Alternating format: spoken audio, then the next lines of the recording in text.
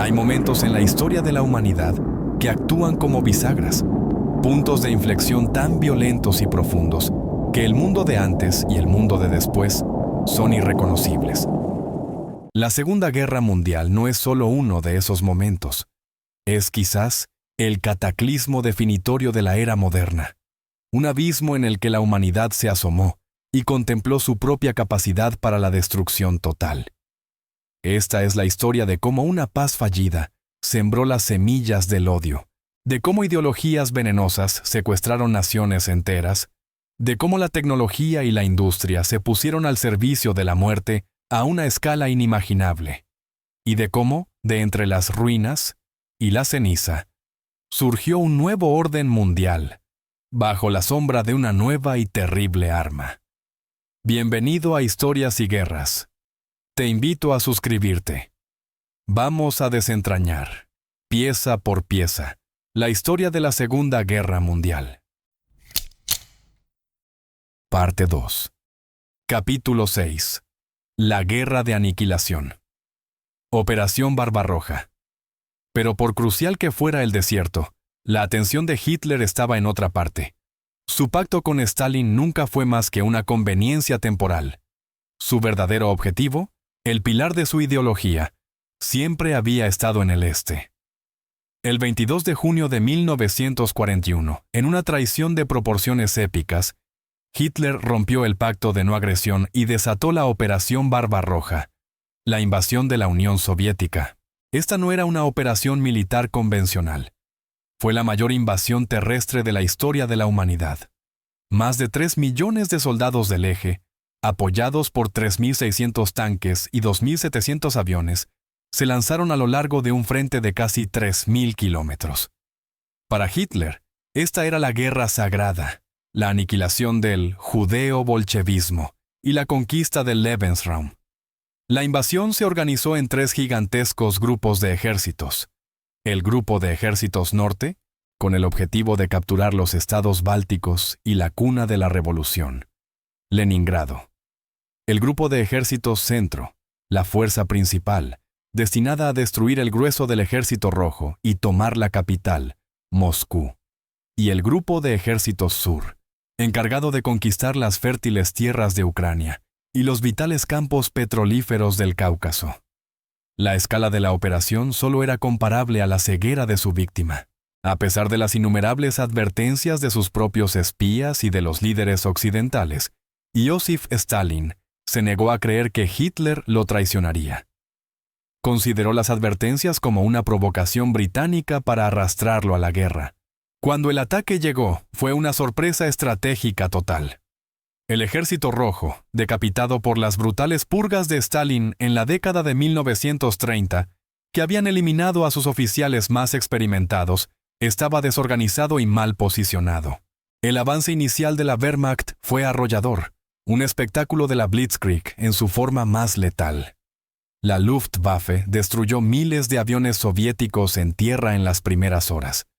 Las columnas Panzer se adentraron cientos de kilómetros, realizando enormes maniobras de pinza que atraparon a ejércitos soviéticos enteros en gigantescas bolsas o calderos, las Kesselschlacht, cerca de Minsk y Smolensk, en el sector central. Más de 500.000 de soldados soviéticos fueron rodeados y capturados. En el sur, en la bolsa de Kiev, la cifra ascendió a más de 600.000. Fueron las mayores batallas de aniquilación de la historia. Pero esta no era una guerra como la de Francia. Desde el primer día, fue una Vernichtungskrieg, una guerra de aniquilación. Detrás de los ejércitos combatientes avanzaban escuadrones de la muerte especiales de las SS, los Einsatzgruppen. Su misión no era militar, sino genocida: asesinar sistemáticamente a judíos, funcionarios comunistas, intelectuales y cualquier persona considerada racial o políticamente indeseable. En barrancos como Babi Yar, cerca de Kiev, más de 33.000 judíos fueron fusilados en solo 2 días. El holocausto por balas había comenzado, y la guerra en el este se convirtió en el conflicto más brutal y deshumanizado que el mundo haya visto jamás. A pesar de las pérdidas catastróficas, La Unión Soviética no se derrumbó como Hitler había predicho en cuestión de semanas. La inmensidad del país, el general espacio, comenzó a jugar en su contra. Las líneas de suministro alemanas se extendían peligrosamente. La resistencia soviética, aunque caótica, fue increíblemente feroz. Aplicando una política de tierra quemada, destruyeron todo lo que no podían llevarse mientras se retiraban. Y de las profundidades de Rusia, nuevas divisiones, movilizadas a una velocidad asombrosa, eran enviadas al frente para tapar las brechas. El verano dio paso al otoño. Y con el otoño, llegaron las lluvias, la Rasputitsa. Las carreteras de tierra se convirtieron en ciénagas de lodo intransitables que atraparon a los tanques y camiones alemanes, deteniendo el avance de la Blitzkrieg más eficazmente que cualquier ejército. Y después del lodo, llegó el verdadero terror: el invierno ruso. Las temperaturas se desplomaron a 30 y 40 grados bajo cero. Los soldados alemanes, equipados con uniformes de verano para una campaña que debía durar unos meses, comenzaron a morir congelados por miles. El aceite de los motores se solidificó, las armas se atascaron. El general Invierno había entrado en la batalla. A principios de diciembre de 1941, las vanguardias del Grupo de Ejércitos Centro llegaron a las afueras de Moscú. Algunos oficiales afirmaron poder ver las cúpulas del Kremlin con sus prismáticos, pero estaban exhaustos, congelados y al final de sus líneas de suministro. Fue entonces cuando el mariscal Georgi Chukov, habiendo traído divisiones siberianas frescas y bien equipadas para el invierno, lanzó una masiva contraofensiva. Los alemanes, por primera vez en la guerra, fueron detenidos y obligados a una retirada desesperada. La Blitzkrieg había fracasado. Moscú se había salvado. Hitler se enfrentaba ahora a una guerra larga y de desgaste en las vastas y heladas estepas rusas, una guerra para la que Alemania no estaba preparada. Capítulo 7. El día de la infamia. Y justo cuando el avance de Hitler se congelaba en las nieves de Rusia, el conflicto estaba a punto de explotar en el otro lado del planeta, en las cálidas aguas del Pacífico. El Japón imperial, en su búsqueda de un imperio, había continuado su brutal guerra en China y se había expandido hacia la Indochina francesa, amenazando las colonias europeas y las Filipinas, controladas por Estados Unidos. En respuesta, el presidente Franklin D. Roosevelt impuso un embargo total de petróleo a Japón. Fue un golpe mortal. Japón, que importaba más del 80% de su petróleo de Estados Unidos, se enfrentaba a una elección stark: retirarse de China y abandonar sus ambiciones imperiales, o ir a la guerra para apoderarse de los campos petrolíferos de las Indias Orientales holandesas. El gobierno militarista de Tokio, liderado por el general Hideki Tojo, eligió la guerra. Pero sabían que no podían ganar una guerra prolongada contra el poder industrial de Estados Unidos. Su única esperanza era un golpe de gracia preventivo, un ataque tan devastador que paralizara a la flota del Pacífico estadounidense y desmoralizara a la nación, dándoles un periodo de 6 meses a 1 año para consolidar su imperio sin interferencia. El objetivo fue la principal base naval estadounidense en el Pacífico, Pearl Harbor, en la isla de Oahu, Hawái. Bajo el mando del almirante Isoroku Yamamoto, se concibió un plan de una audacia increíble. Una fuerza de ataque de 6 portaaviones, la Kido Butai, navegó más de 6.000 kilómetros a través del Pacífico Norte, en el más estricto secreto y silencio de radio. En la mañana del domingo 7 de diciembre de 1941, un día que Roosevelt inmortalizaría como una fecha que vivirá en la infamia, la trampa se cerró. A las 7:48 de la mañana, la primera oleada de 183 aviones de combate, bombarderos y torpederos japoneses, descendió sobre la base desprevenida. El caos fue total. La mayoría de los marineros y soldados estadounidenses dormían o se preparaban para el desayuno. Los aviones estaban aparcados ala con ala en los aeródromos, blancos perfectos. Los barcos estaban anclados en fila en Battleship Row. En cuestión de minutos, el infierno se desató. Torpedos abrieron brechas en los cascos de los acorazados mientras las bombas perforaban sus cubiertas. El USS Arizona fue alcanzado por una bomba que detonó su pañol de municiones, matando a 1,177 de sus tripulantes en una fracción de segundo y hundiéndolo en el acto. Una segunda oleada atacó una hora más tarde. Cuando el humo se disipó, la escala de la devastación fue evidente. 8 acorazados estadounidenses fueron hundidos o gravemente dañados. Más de 180 aviones fueron destruidos en tierra. Murieron 2.403 estadounidenses. Fue un éxito táctico asombroso, ejecutado con una precisión letal. Pero fue, también, un error estratégico de proporciones monumentales. Los japoneses, por suerte para los estadounidenses, no encontraron su objetivo principal: los 3 portaaviones de la Flota del Pacífico, que se encontraban en el mar en ese momento. Y no atacaron las vitales instalaciones de reparación ni los enormes depósitos de combustible de la base. Pero el mayor error fue psicológico. En lugar de aterrorizar y paralizar a Estados Unidos, el ataque sorpresa a Pearl Harbor despertó a un gigante dormido y lo llenó de una terrible determinación. El debate sobre el aislacionismo que había dividido a la nación se evaporó en una sola mañana. Al día siguiente, Estados Unidos declaró la guerra a Japón. 3 días después, el 11 de diciembre, Alemania e Italia, en un acto que sellaría su propio destino, declararon la guerra a Estados Unidos.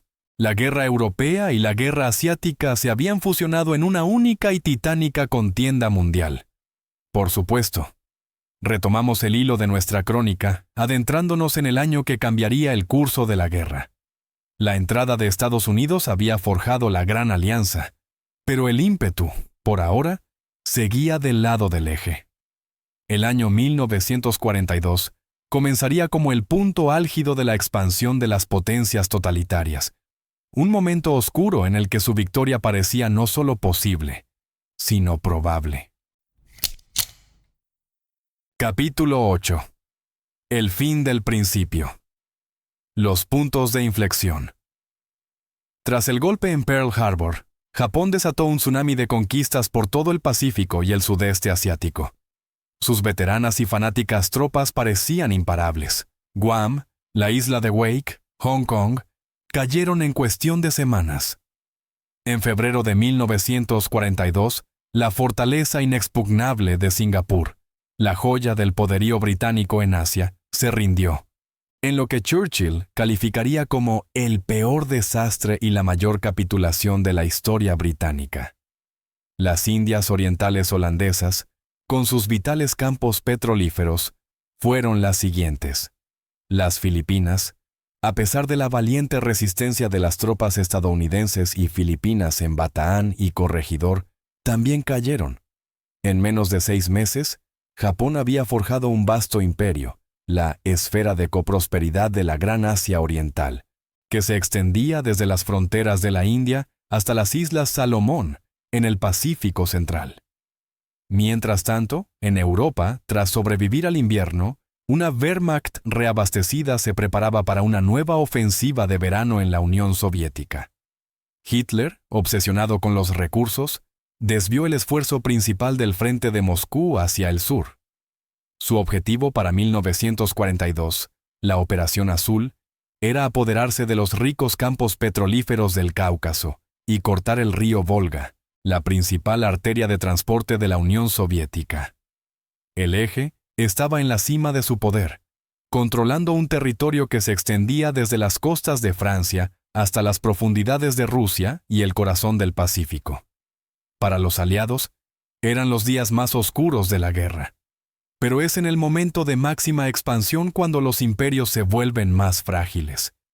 Y entre mediados de 1942 y principios de 1943, en 3 teatros de guerra radicalmente distintos, 3 batallas decisivas detendrían la marea del eje y cambiarían para siempre el curso de la historia. La primera de estas batallas se libraría sobre las vastas y vacías extensiones del Océano Pacífico. El almirante Isoroku Yamamoto, el arquitecto de Pearl Harbor, sabía que la ventaja de Japón era temporal. No podía ganar una guerra de desgaste contra el coloso industrial de Estados Unidos. Necesitaba una última y decisiva batalla, una Kantai-Kessen, que atrajera y destruyera los portaaviones estadounidenses restantes, forzando a Washington a una paz negociada. Su objetivo fue un pequeño atolón de coral de apenas 6 kilómetros cuadrados, Midway. El plan japonés era complejo y arrogante, involucrando múltiples flotas y un ataque de distracción en las islas Aleutianas de Alaska, diseñado para dividir a las fuerzas estadounidenses. Pero Estados Unidos tenía un arma secreta, no de acero, sino de ingenio. En un sótano húmedo en Pearl Harbor, un equipo de criptoanalistas de la Marina, conocido como la Estación Hypo, liderado por el excéntrico pero brillante comandante Joseph Rochefort, había estado trabajando sin descanso para descifrar el principal código naval japonés, el JN-25. Habían logrado un avance parcial, pero crucial.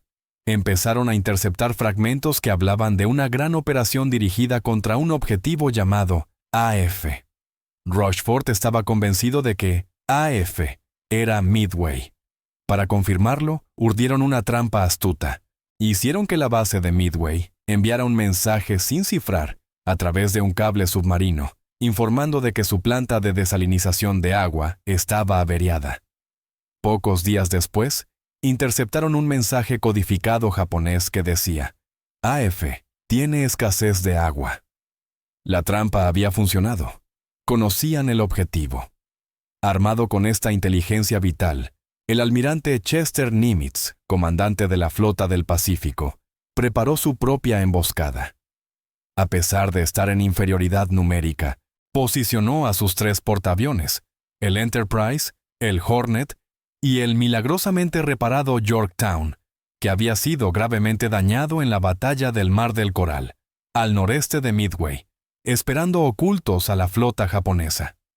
El 4 de junio de 1942, la batalla comenzó. Los aviones de los 4 portaaviones de élite de Japón atacaron Midway. Mientras tanto, los aviones estadounidenses despegaron para buscar a la flota japonesa. Las primeras oleadas de ataque estadounidenses fueron un sacrificio heroico. Los escuadrones de torpederos, lentos y volando a baja altitud, fueron masacrados por los ágiles cazas cero japoneses y el fuego antiaéreo. De 41 torpederos, solo 6 sobrevivieron, sin lograr un solo impacto. Pero su sacrificio no fue en vano. Atrajeron a la patrulla de combate japonesa al nivel del mar, dejando los cielos altos desprotegidos. Y en ese preciso instante, en el momento de máxima vulnerabilidad de la flota japonesa, ocurrió el milagro. Los escuadrones de bombarderos en picado estadounidenses, liderados por comandantes como Wade McCloskey, que habían estado buscando a la flota japonesa casi sin combustible, la encontraron. Abajo, las cubiertas de los portaaviones japoneses estaban repletas de aviones, mangueras de combustible y arsenales de bombas y torpedos, mientras se preparaban frenéticamente para lanzar una segunda oleada. Lo que siguió fueron, quizás, los 5 minutos más decisivos de toda la guerra en el Pacífico. Los bombarderos Dauntless se lanzaron en picado desde las alturas. En un abrir y cerrar de ojos, las bombas impactaron en las cubiertas de 3 de los 4 portaaviones japoneses: el Akagi, el Kaga y el Soryu. Las explosiones en cadena de sus propios aviones y municiones los convirtieron en infiernos flotantes. En menos de 5 minutos, el corazón de la Armada Imperial Japonesa había sido aniquilado. El 4.º portaaviones, el Hiryu, sobrevivió lo suficiente para lanzar un contraataque que dañó mortalmente al Yorktown, pero horas más tarde, también fue localizado y hundido. La batalla de Midway fue una catástrofe para Japón. Perdió 4 de sus mejores portaaviones, y lo que es más importante, a cientos de sus pilotos más experimentados e irreemplazables. Su capacidad ofensiva en el Pacífico quedó rota para siempre. La marea había cambiado. A partir de ese momento, Japón estaría a la defensiva. El segundo punto de inflexión tuvo lugar a miles de kilómetros de distancia, en las arenas del desierto del norte de África. Para el otoño de 1942, el Afrika Korps de Rommel había avanzado hasta el Alamein, en Egipto, amenazando directamente Alejandría y el Canal de Suez. Pero el octavo ejército británico tenía un nuevo comandante, el general Bernard Montgomery. Monty, como se le conocía, era la antítesis de Rommel. Cauteloso, metódico y un planificador obsesivo. Al tomar el mando, se dirigió a sus desmoralizadas tropas y les prometió: no más retiradas. Montgomery sabía que no podía superar a Rommel en audaces maniobras, así que decidió no jugar a su juego. En su lugar, acumuló una superioridad abrumadora en hombres, artillería y, crucialmente, tanques, incluyendo los nuevos y potentes Sherman M4 estadounidenses. Su plan era simple y brutal: una batalla de desgaste. En la noche del 23 de octubre de 1942, comenzó la segunda batalla de El Alamein. Se abrió con uno de los bombardeos de artillería más masivos de la historia hasta ese momento. Más de 1000 cañones británicos abrieron fuego simultáneamente, iluminando el desierto en un espectáculo aterrador, que martilleó las posiciones ítalo-alemanas durante horas. A continuación, la infantería avanzó para abrir pasillos a través de los extensos campos de minas alemanes, los Jardines del Diablo. Lo que siguió fue una brutal batalla de desgaste de 12 días. Rommel, enfermo y con sus líneas de suministro estranguladas por el dominio británico del Mediterráneo, luchó con habilidad, pero sus tanques se quedaron sin combustible. Finalmente, Montgomery lanzó su golpe de gracia, la Operación Supercharge, rompiendo el frente. Rommel suplicó a Hitler permiso para retirarse y salvar a su ejército, pero Hitler le ordenó fanáticamente resistir hasta el último hombre. Rommel, por primera vez, desobedeció una orden directa de su Führer y comenzó una retirada a gran escala. Pocos días después, el 8 de noviembre, una enorme fuerza angloamericana desembarcó en Marruecos y Argelia, en la Operación Torch.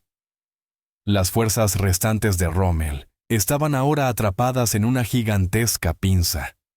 En mayo de 1943, los últimos 250.000 soldados del Eje en África se rindieron. Como dijo Churchill, esto no es el fin, ni siquiera es el principio del fin, pero es, quizás, el fin del principio. El vientre blando de Europa estaba ahora expuesto, pero la batalla más decisiva, la más sangrienta y la que sellaría el destino del Tercer Reich, estaba alcanzando su clímax en una ciudad en ruinas a orillas del río Volga. En su ofensiva de verano de 1942, Hitler dividió sus fuerzas en el sur de Rusia. Mientras una parte se dirigía a los campos petrolíferos del Cáucaso, envió al poderoso sexto ejército del general Friedrich Paulus a tomar una ciudad industrial clave, Stalingrado. La ciudad, que llevaba el nombre del líder soviético, se convirtió en una cuestión de prestigio personal para ambos dictadores. Hitler la quería a toda costa. Stalin ordenó que no se diera ni un paso atrás. La Luftwaffe redujo Stalingrado a un mar de escombros. Pero esto, paradójicamente, convirtió la ciudad en una fortaleza ideal para los defensores. La lucha degeneró en la forma más salvaje de combate urbano. Una Rattenkrieg, una guerra de ratas. Se luchaba no por calles, sino por edificios, no por habitaciones, sino por cada rincón de escombro. Lugares como un silo de grano, la fábrica de tractores Octubre Rojo, o un simple edificio de apartamentos que pasaría a la historia como la Casa de Pavlov, se convirtieron en escenarios de una carnicería indescriptible. El sexto ejército alemán se desangró lentamente en las ruinas, y mientras sus mejores tropas quedaban atrapadas en la picadora de carne de la ciudad, el mariscal soviético Georgy Zhukov preparaba su golpe maestro. En noviembre de 1942 lanzó la Operación Urano. El Ejército Rojo no atacó la ciudad de frente, sino que golpeó los flancos del sexto ejército. que estaban defendidos por tropas rumanas e italianas, peor equipadas y menos motivadas.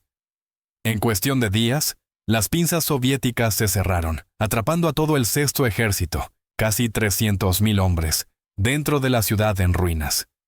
Hitler, en un acto de arrogancia suprema, prohibió a Paulus intentar una ruptura.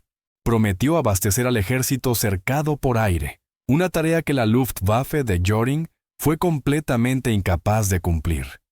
Dentro del Kessel, el caldero, las condiciones se volvieron infernales. Atrapados en el brutal invierno ruso, sin comida, sin municiones y sin atención médica, los soldados alemanes empezaron a morir de hambre, congelación y enfermedades. Finalmente, el 31 de enero de 1943, un Paulus demacrado y recién ascendido a mariscal de campo por Hitler, un recordatorio de que ningún mariscal alemán se había rendido jamás, capituló. La derrota en Stalingrado fue la mayor catástrofe militar de la historia de Alemania. Perdió un ejército entero. El mito de la invencibilidad de la Wehrmacht quedó hecho añicos para siempre. A partir de Stalingrado, el Ejército Rojo tendría la iniciativa estratégica en el frente oriental, comenzando la larga y sangrienta ofensiva que solo terminaría, 2 años más tarde, en las ruinas humeantes de Berlín. El eje había sido detenido. La marea de la guerra, en todos los frentes, se había vuelto irrevocablemente en su contra. Capítulo 9. El vientre blando de Europa. Con las victorias decisivas de 1942 y 1943, el mapa de la guerra había cambiado fundamentalmente. El eje ya no avanzaba, se replegaba. El Ejército Rojo, tras la monumental victoria en Stalingrado, había iniciado su imparable rodillo hacia el oeste. Una ofensiva tras otra que desangraba a la Wehrmacht en el frente más grande y brutal de la historia. En el Pacífico, las fuerzas estadounidenses habían pasado a la ofensiva, comenzando una ardua campaña de salto de isla en isla, a través de las junglas y atolones del Pacífico. Y en el Mediterráneo, el norte de África estaba asegurado. La pregunta para los líderes aliados occidentales, Roosevelt y Churchill, ya no era si invadirían la Europa continental, sino dónde y cuándo. Joseph Stalin, desde Moscú, clamaba con una insistencia cada vez mayor por la apertura de un verdadero segundo frente en el noroeste de Europa. Necesitaba que se aliviara la presión sobre la Unión Soviética, que en ese momento soportaba el peso de casi 2/3 de todo el ejército alemán. Churchill, siempre cauteloso y atormentado por los recuerdos de la carnicería de la Primera Guerra Mundial, favorecía una estrategia periférica. Abogaba por atacar lo que él llamaba el vientre blando del eje, Italia. Argumentaba que una invasión de Italia podría noquear al aliado más débil de Alemania, abrir el Mediterráneo a la navegación aliada y atar a valiosas divisiones alemanas lejos de Francia. Y así, el asalto a Europa comenzó por el sur. El 10 de julio de 1943, una enorme armada aliada lanzó la Operación Husky, la invasión de Sicilia. Fue, en ese momento, la mayor operación anfibia de la historia, un ensayo general crucial para lo que vendría después. Más de 150.000 tropas británicas, estadounidenses y canadienses desembarcaron, enfrentándose a una resistencia italiana que se desmoronó rápidamente y a unidades alemanas que lucharon con ferocidad. La campaña, marcada por la notoria y a menudo conflictiva rivalidad entre el general estadounidense George S. Patton y el británico Bernard Montgomery, culminó con la conquista de la isla en poco más de un mes. El impacto más inmediato de la caída de Sicilia no fue militar, sino político. La invasión del suelo patrio fue la gota que colmó el vaso para el pueblo italiano y para la propia élite fascista. El 25 de julio de 1943, en una reunión dramática del Gran Consejo Fascista, los propios jerarcas de Mussolini votaron para despojarle del poder. Al día siguiente, el rey Víctor Manuel III lo convocó, lo destituyó y ordenó su arresto. Después de 21 años, La dictadura fascista en Italia se había derrumbado. Pero la esperanza de una rápida victoria en Italia fue una ilusión. Alemania reaccionó con una velocidad y una eficacia brutales. Mientras el nuevo gobierno italiano negociaba en secreto su rendición, las tropas alemanas inundaron la península, desarmaron al ejército italiano y tomaron el control. En una audaz operación de comandos aerotransportada, un escuadrón de las SS liderado por Otto Skorzeny rescató a Mussolini de su prisión en la cima de una montaña y lo instaló como líder de un estado títere en el norte de Italia. El vientre blando de Churchill se había convertido, en palabras del general estadounidense Mark Clark, en un tough old gut, una tripa vieja y dura. La campaña en la Italia continental se convirtió en una de las más frustrantes y sangrientas de la guerra. La geografía de la península, una estrecha espina dorsal de montañas y ríos de corriente rápida, era el terreno perfecto para la defensa. El mariscal de campo alemán Albert Kesselring demostró ser un maestro de la guerra defensiva, construyendo una serie de líneas fortificadas a lo ancho de la península que detuvieron el avance aliado durante meses. La más formidable de todas fue la línea Gustav. El eje de esta línea era la ciudad de Cassino, dominada por una antigua y majestuosa abadía benedictina, Monte Cassino, que se alzaba en la cima de una colina, ofreciendo a los defensores una vista perfecta del campo de batalla. Durante 4 meses, desde enero hasta mayo de 1944, los aliados lanzaron 4 batallas distintas y brutales para romper la línea Gustav. La lucha fue atroz, con tropas de múltiples nacionalidades, estadounidenses, británicos, polacos, neozelandeses, indios y franceses, desangrándose en ataques frontales contra posiciones bien atrincheradas. En un acto de desesperación y controversia, los bombarderos aliados redujeron la histórica abadía a escombros, bajo la creencia errónea de que estaba siendo utilizada como puesto de observación alemán. Para romper el punto muerto, los aliados intentaron una audaz maniobra anfibia, la Operación Shingle. En enero de 1944, desembarcaron tropas en Anzio, muy por detrás de la línea Gustav, con el objetivo de amenazar Roma. El desembarco inicial fue un éxito total, logrando una sorpresa completa. Pero el comandante estadounidense, el general John Lucas, demasiado cauteloso, no aprovechó la oportunidad para avanzar rápidamente hacia el interior. En lugar de ello, se dedicó a consolidar su cabeza de playa, dando a Kesselring el tiempo justo para reaccionar, rodear la zona de desembarco y convertir Anzio en otra sangrienta batalla de desgaste. Finalmente, en mayo de 1944, una ofensiva masiva coordinada logró romper la línea Gustav. Las tropas polacas capturaron las ruinas de Monte Cassino y las fuerzas en Anzio finalmente rompieron el cerco. El 4 de junio de 1944, las tropas aliadas entraron en Roma, convirtiéndose en la primera capital del eje en ser liberada.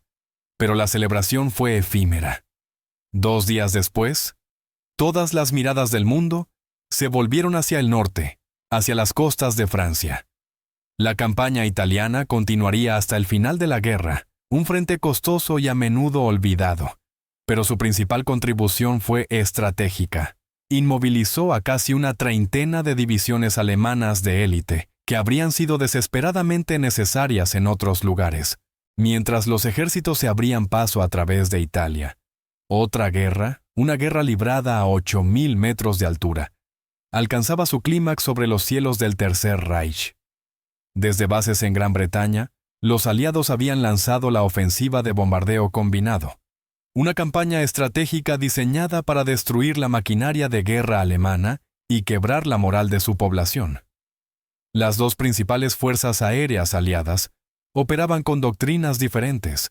El mando de bombarderos de la Real Fuerza Aérea Británica, bajo el liderazgo implacable de Sir Arthur Bomber Harris, creía en el bombardeo de área nocturno. Sus flotas de bombarderos pesados, Lancaster y Halifax, atacaban ciudades enteras, con el objetivo de desalojar a los trabajadores industriales alemanes, sembrando la destrucción masiva en ciudades como Hamburgo, que fue incinerada en una tormenta de fuego en 1943, y más tarde, Dresde. La octava Fuerza Aérea de los Estados Unidos, por el contrario, defendía la doctrina del bombardeo de precisión diurno.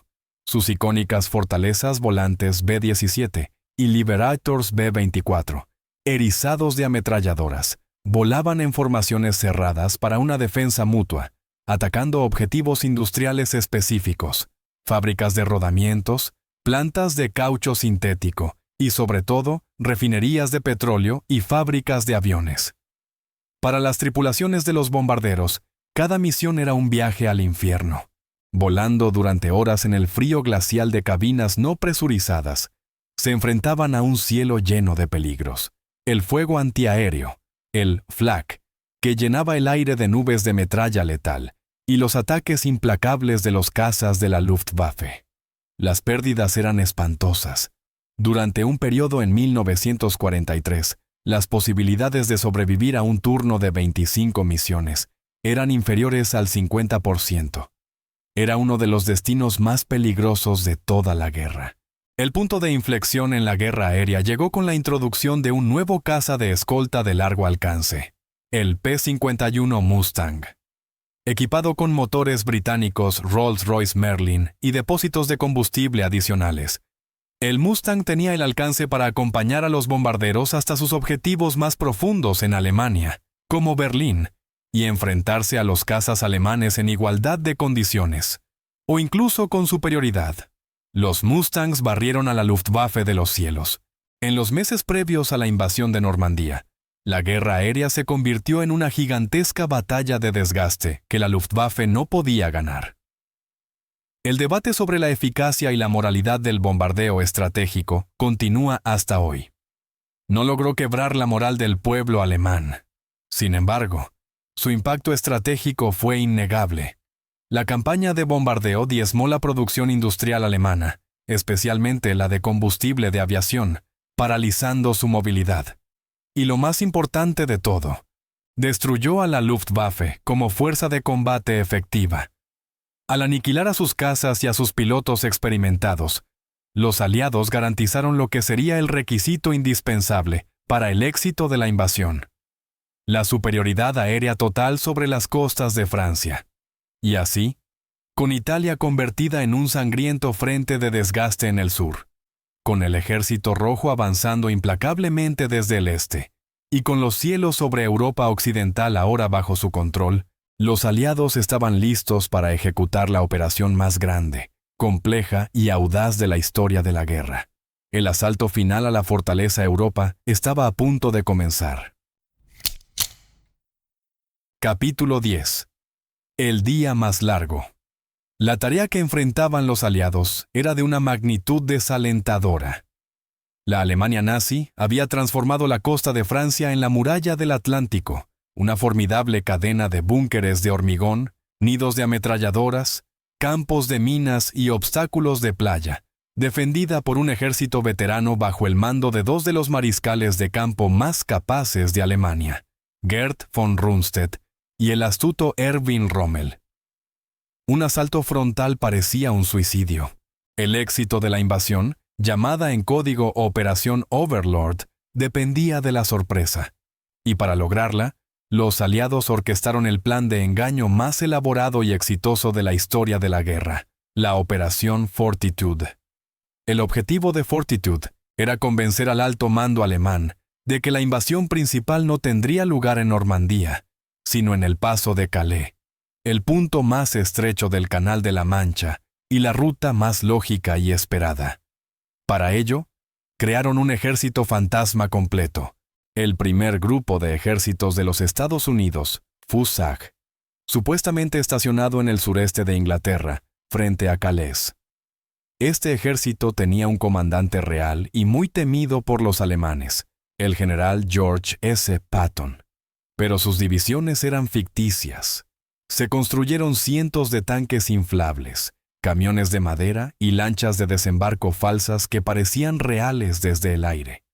Se generó un enorme volumen de tráfico de radio falso, con mensajes codificados sobre planes de invasión y movimientos de tropas que no existían.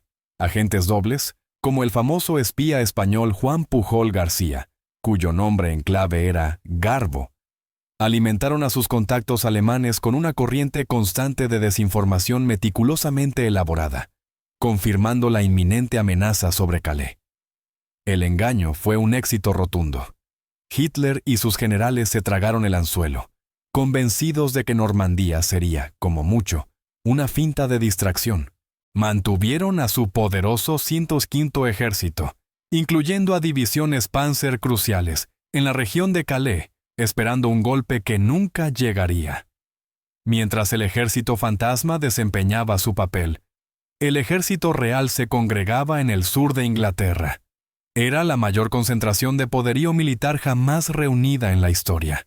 Casi 3 millones de soldados, miles de barcos y aviones y millones de toneladas de material. Al mando supremo de esta colosal empresa estaba el general estadounidense Dwight D. Eisenhower, un maestro de la diplomacia y la organización, cuya tarea más difícil era mantener unida a una coalición de comandantes, a menudo egocéntricos y rivales. La invasión estaba fijada para el 5 de junio, pero el destino de cientos de miles de hombres quedó en manos del tiempo. Una violenta tormenta azotó el Canal de la Mancha, obligando a Eisenhower a tomar la decisión más agónica de su carrera. Tras consultar a sus meteorólogos, que predijeron una breve ventana de tiempo aceptable para el día siguiente, y con la marea y las fases lunares como factores inamovibles, Eisenhower pronunció las palabras históricas: «Ok, let's go». En la víspera de la invasión, había escrito una nota en caso de fracaso, asumiendo toda la responsabilidad. Nuestros desembarcos han fallado. La culpa es solo mía. La noche del 5 al 6 de junio. Comenzó el día D, el día más largo. La primera oleada de la invasión no llegó por mar, sino por aire. Más de 13,000 paracaidistas estadounidenses de las divisiones 82 de Siona y 101 aerotransportada, y 7,000 británicos de la 6ª aerotransportada, se lanzaron en la oscuridad tras las líneas enemigas. Su misión, sembrar el caos, asegurar puentes vitales para evitar la llegada de refuerzos alemanes y tomar cruces de caminos clave. El lanzamiento fue caótico. Vientos fuertes y el fuego antiaéreo dispersaron a los paracaidistas por toda Normandía. Muchos cayeron en zonas inundadas y se ahogaron.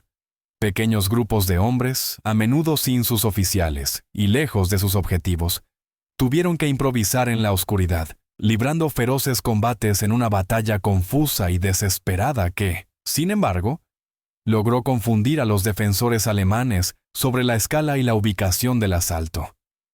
Al amanecer del 6 de junio de 1944, una visión apocalíptica apareció en el horizonte de la costa de Normandía.